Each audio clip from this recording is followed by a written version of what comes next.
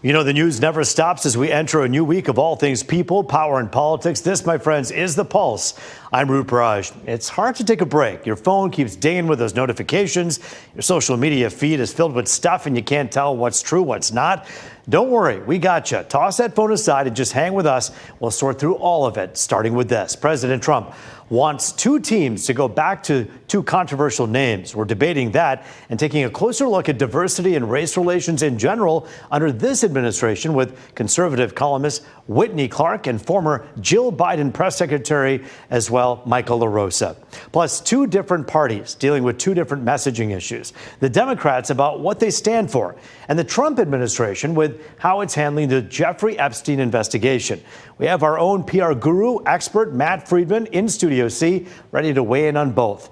And the Epstein case is where we begin tonight because the president calling out his own supporters, a lawsuit against the Wall Street Journal and media mogul Rupert Murdoch, and a push to unseal grand jury transcripts haven't quieted calls for the release of all the files.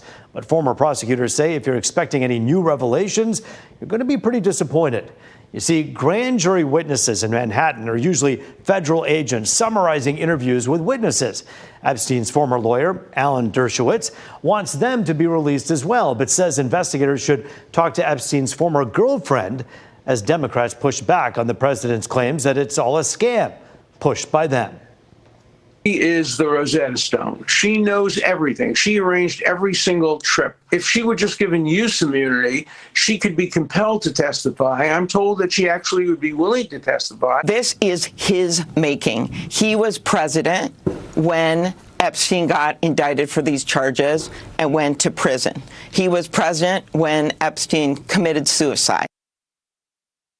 You'll remember earlier this month, the FBI and DOJ said they have not found a client list or any evidence that Epstein was murdered. The accused sex abuser was found in his jail cell in 2019. Investigators ruled it a suicide. And we always say this show is about you, and of course we mean that. So I asked you what you thought. What did you think about the Epstein files? Here's what some of you told me on social media. Probably not it being released. Valerie says, of course not. Not all of it, Ann says, in predicting whether or not it would be released. Dana says, if we do, it will all be redacted. And Jennifer says, I think they were cleared out a long time ago. Now to something you probably didn't have on your bingo card.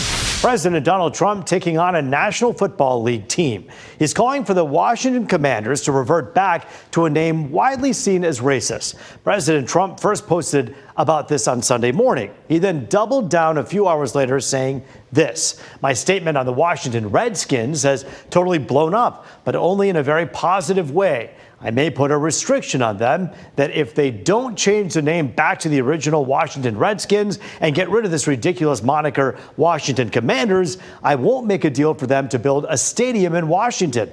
The team would be much more valuable and the deal would be more exciting for everyone. This is President Trump on his Truth Social account. The Commanders changed the name back in 2020. You may remember that. Let's take you back. That's when George Floyd was killed and many people in the country were re-examining systemic racism, and the focus really was on police brutality. That took center stage. And there were voices that had been calling for that change before that time to be more sensitive. In fact, President Trump actually criticized former President Obama for weighing in on the team's name 12 years ago. Now, President Trump posted this tweet on October 8th, 2013. Let's take you back.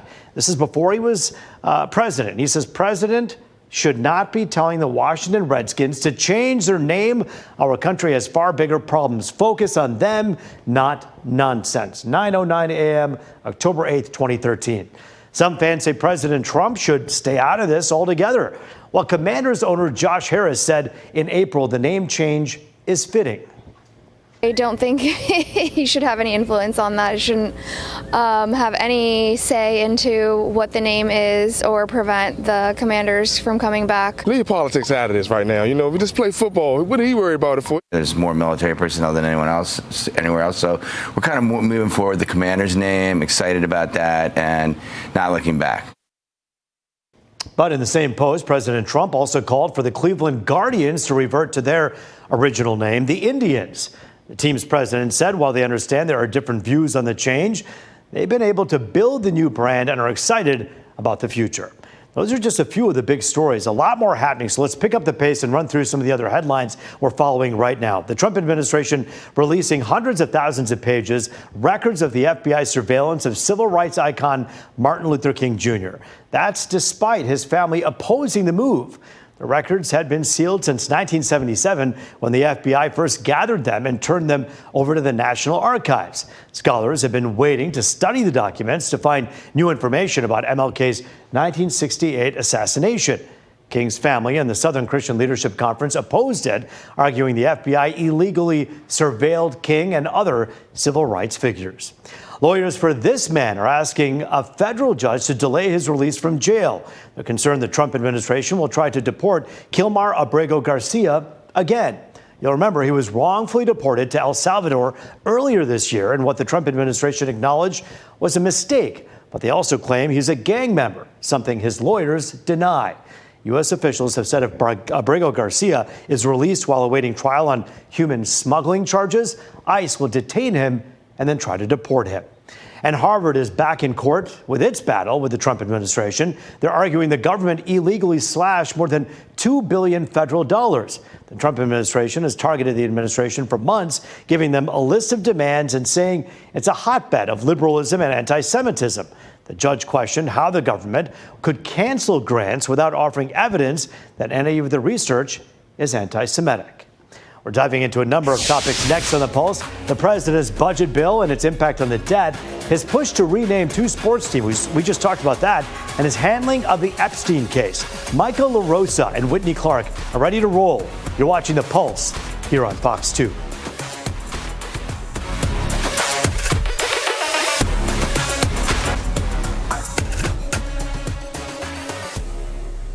Welcome back to The Pulse, looking at all things people, power, and politics. Good to be with you. Joining us now to talk about the Epstein case, the budget bill's impact on our national deficit, and the debate over two controversial team names. Conservative commentator Whitney Clark right here in Detroit, and live via Zoom, former press secretary for Dr. Jill Biden, Michael LaRosa. Good to see you both. Thanks for joining us here on The Pulse. Thank you for having me.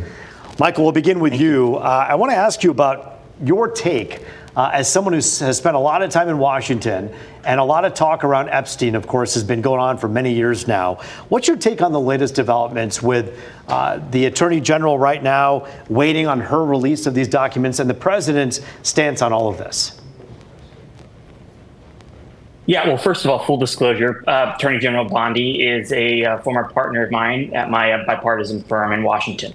However, what I would say is that, I think when it comes to this story, it feels just Washington being Washington. I think both sides are playing politics.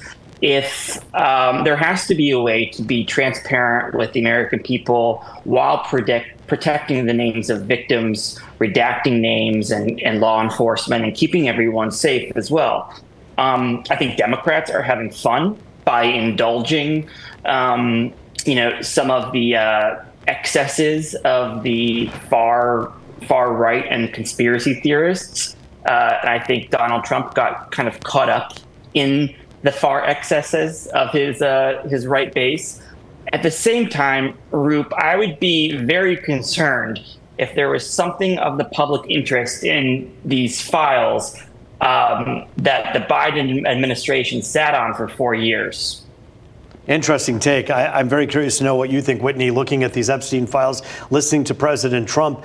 I think at the beginning, just a few weeks ago, when all of this kind of bubbled back up, he said, with everything going on in this country, I'm surprised that you care so much about this. Do you think he has a defensive posture with this? And if so, why? I think he said it very clearly. This is not a real issue. I think it's a non-issue.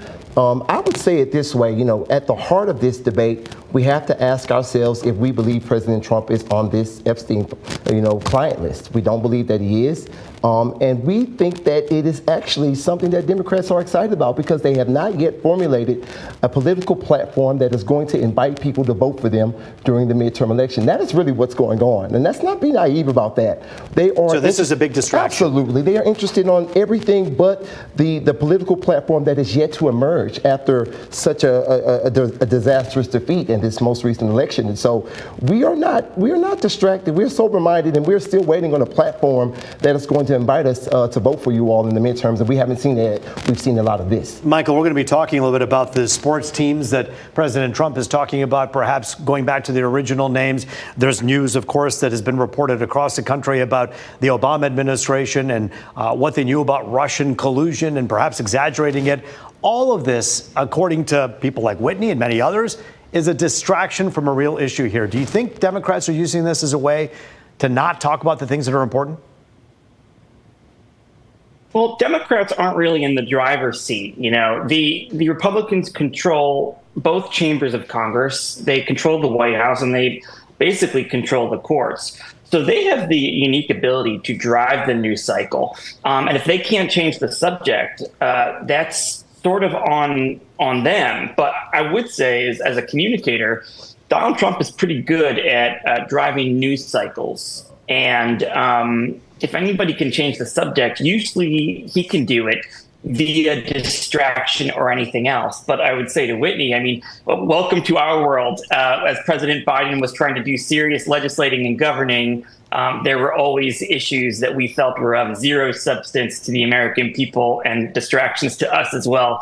So it's a familiar refrain, but politics is very cyclical, and I think you're seeing that cycle play itself out right now. I do want to ask you what your thoughts are on the Obama administration and the accusations against it and some of the things that have surfaced about what President Obama and his administration knew at the time about potential Russian collusion and perhaps exaggerating it. Does that concern you?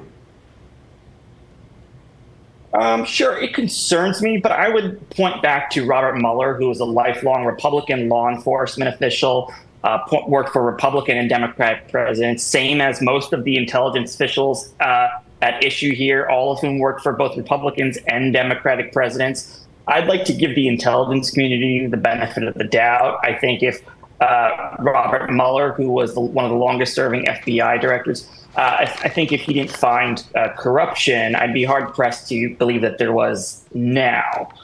This is sort of an obsession that the current president has. Again, I think it's just politics. But Michael, none of it is really sustainable. Michael, with respect, I want to kind of point out a message from December 7th, 2016, that was, well documented and published, where the National Intelligence Director James Clapper was literally quoted as saying foreign adversaries did not use cyber attacks on election infrastructure to alter the election. Yet President Obama at the time, we understand, basically said, let's hold on releasing that and instead talk about what we do know, which is that there was potential for interference. Does that concern you at all? Sure, that would concern me. And I think President Biden, President Obama, he recently told Democrats to toughen up. I'd like to see him toughen up and come out and start using the bully pulpit. No one has a bigger bully pulpit than former President Obama. He has a lot of credibility with Democrats and the media. Come out and explain yourself and try to set things straight. Whitney, I want to get to you and talk a little bit about the big, beautiful bill. We're talking about a $3 trillion addition to our deficit that would be added because of this bill that's now been signed by the president. Republicans have often said fiscal responsibility is critical. Does this reflect that in your mind? I'd say that junk food and healthy food are both expensive. Over time, healthy food does something good for you, and over time, junk food does just the opposite. Democrats have been spending whatever they needed to in order to get illegal immigrants into the country. They've moved whatever measure they had to, and weren't concerned about the deficit at that point.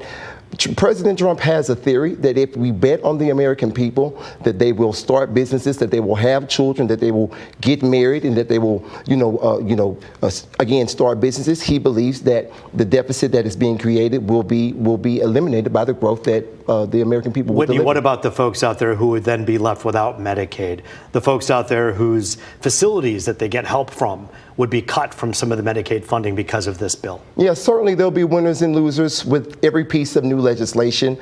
We have to address the fact that there has been bureaucratic waste and fraud in our government, and we're not certain that everyone will be addressed here, but I think it will give us a great opportunity to look at this new legislation and then come back and see how we can help those people who've fallen through the cracks. Could it be too late if those folks already fall through the cracks and need the help that they need from SNAP programs? We understand so many people, of course, depend on that right here. Are you worried about your neighbors, your friends here in Metro Detroit and in Detroit who may be hurt and who may fall through the cracks? Yeah, I certainly think that is a large concern. Nevertheless, we are still having a robust debate about the individuals who are going to lose these benefits. Do they actually qualify? And so, quite frankly, there are valid arguments to be made on both sides, and I think that is the argument that we're going to continue to have.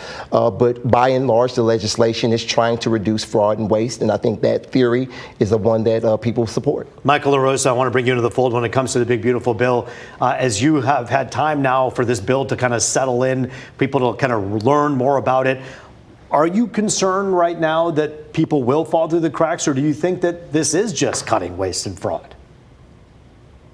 Well, no, it's not about cutting waste and fraud. I mean, there are ways to do that, and Democrats would be all for that. I mean, if you're talking about adding work requirements to the Medicaid program when it comes to waste, fraud, and abuse, I don't think anybody disagrees with that. But what this bill does, this bill takes basically cuts $1 trillion in cuts to Medicaid and cuts about $1.8 billion to SNAP programs. That's kicking a lot of people off of their health care.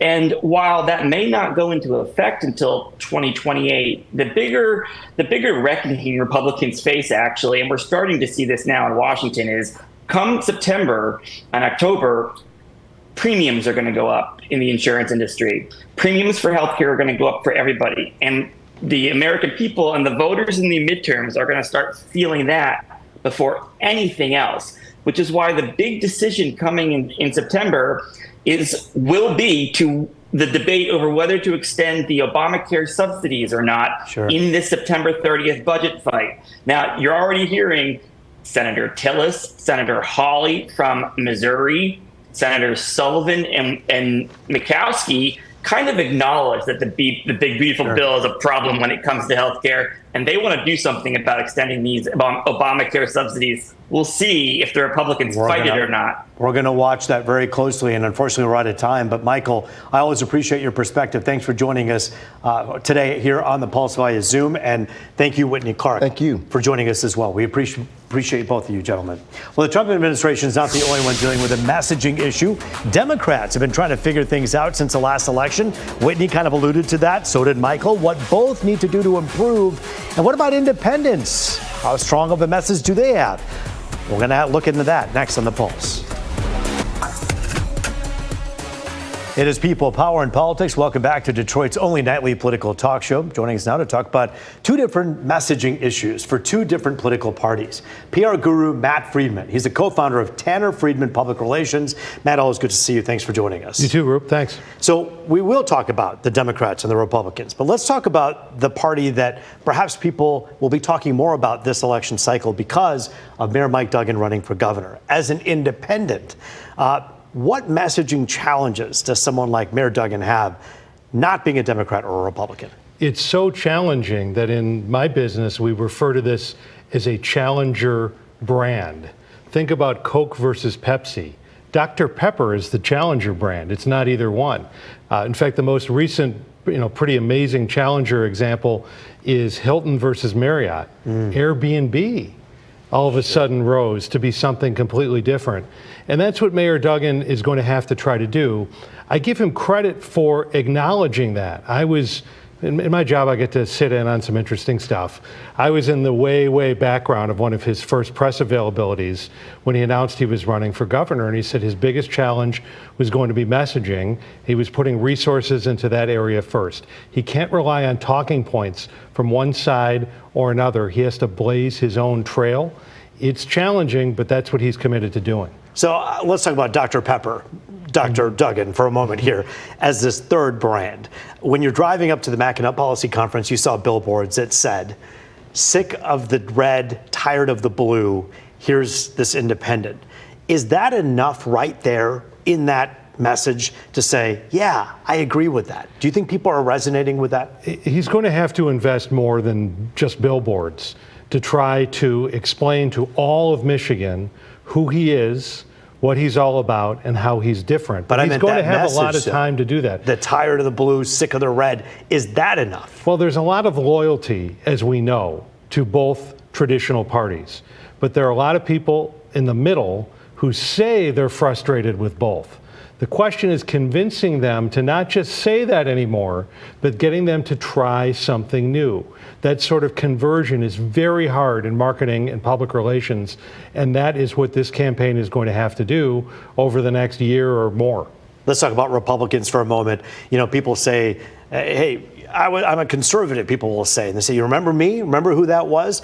A conservative who is not a MAGA Republican. That's one group. Then you have the MAGA Republican. Are there two different groups, or if you're a Republican, you're automatically swept in as a MAGA? It's really hard to say other than to look at public opinion data, and poll after poll after poll shows that Republicans support the president. That's who Republicans are now. Who are Democrats? It's hard to say.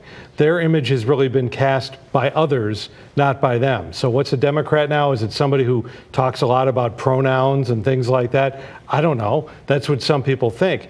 That's really the independent lane, is to try to cut through and say, if you don't like what this guy's doing in the White House and you're not really sure what a Democrat is anymore, think about my message. So all of these things are interrelated, and it's easy for somebody like me who doesn't get involved and get my hands dirty in the political part of it, but is fascinated by the messaging part of it, to look at this and observe what's going on. But when you zoom all the way out and you see the failures of the Democratic campaign for Kamala Harris and how that all went, you can tell right there that perhaps an obsession with the pronouns or who's playing which sport isn't as important as the kitchen table politics. And we know that that's kind of what the Democrats, at least in those smaller sectors, said. They said, no one was talking to me.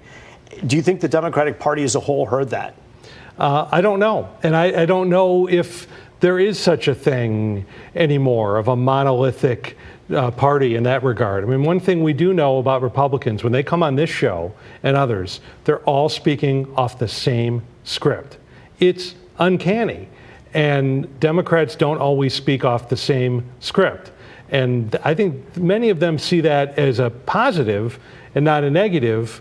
But I think the diehards on either side are expecting their candidates, their spokespeople, their analysts to tell them what they're supposed to say when they're arguing with their family and friends. You make a really interesting point. I know at the Mackinac Policy Conference, you and I were both there, obviously, and S.E. Cupp famously said on the stage, I'm a conservative. Do you remember who I am? Someone who isn't a supporter of Trump, but who's a Republican conservative. Very interesting. Finally, we have about 40 seconds left. Messaging when it comes to Epstein. Take the politics out of it. What is it that we're seeing here from the Trump administration and from Democrats? I'll say very simply that when times are tough, audiences crave leadership. We're not seeing a lot of leadership now, and that's why this continues and continues day after day, week after week. It's an important message that so many people are talking about, being clear with what you believe and what you think and what really happened. And we'll have to wait and see if we get more clear messaging on that. Matt Friedman, always fascinating to talk to you. Thanks for joining us here on The Pulse. Thanks, Roop. And that is The Pulse for tonight. Thanks, as always, for joining us. I'm Roop Raj. It was great to be with you.